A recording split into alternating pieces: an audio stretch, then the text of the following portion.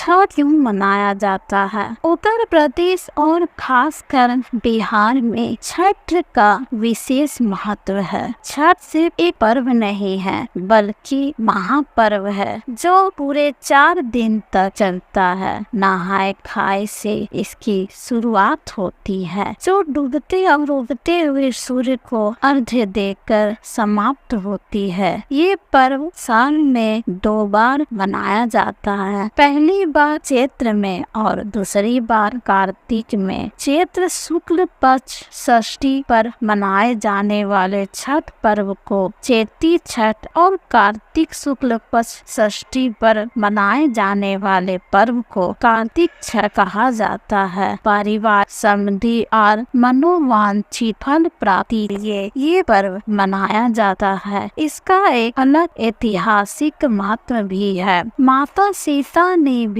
की थी सूर्य देव की पूजा। छठ पूजा की परंपरा कैसे शुरू हुई, इस संदर्भ में कई कथाएं प्रचलित है। एक मान्यता के अनुसार जब राम सीता 14 साल के वनवास के बाद अयोध्या लौटे थे तब रावण वध के पाप से मुक्त होने के लिए उन्होंने ऋषि मुनियों के आदेश पर राजसूय यज्ञ करने का फैसला लिया। पूजा के लिए उन्होंने मुद्गल ऋषि को आमंत्रित किया। मुद्गल ऋषि ने मां सीता पर गंगा जल छिड़कर पवित्र किया और कार्तिक मास के शुक्ल पक्ष की षष्ठी तिथि को सूर्य देव की उपासना करने का आदेश दिया। इससे सीता ने मुद्गल ऋषि के आश्रम में रहकर 4 दिनों तक सूर्य देव भगवान की पूजा की थी। समाप्ति को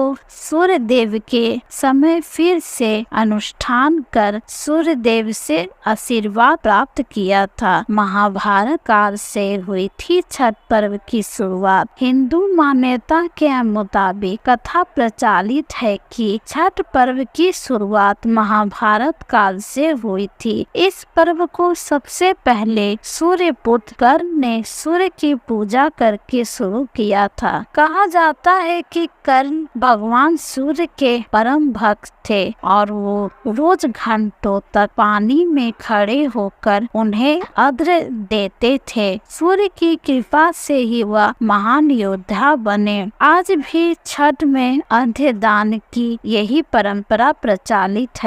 द्रौपदी ने भी रखा था छठ व्रत। छठ पर्व के बारे में एक कथा और भी है। इस किंवदंती के मुताबिक जब पांडव सारा राजपाट जुए में हार गए तब द्रौपदी ने छठ व्रत रखा था। इस व्रत से उनकी मनोकामना पूरी हुई थी और पांडवों को सब कुछ वापस मिल गया। लोक परंपरा के अनुसार सूर्य देव और छठी मैया का संबंध भाई बहन का है, इसलिए छठ के मौके पर सूर्य की आराधना फलदायी मानी गई है। क्या है छठ का पौराणिक महत्व? इन कथाओं के अलावा एक और किंवदंती भी प्रचलित है। पुराणों के अनुसार प्रियव्रत नामक एक राजा की कोई संतान नहीं थी। इसके लिए उसने हर जतन कर डाले लेकिन कोई फायदा नहीं हुआ। तब उस राजा को संतान प्राप्ति के लिए महर्षि कश्यप ने उसे पुत्र युधिष्ठि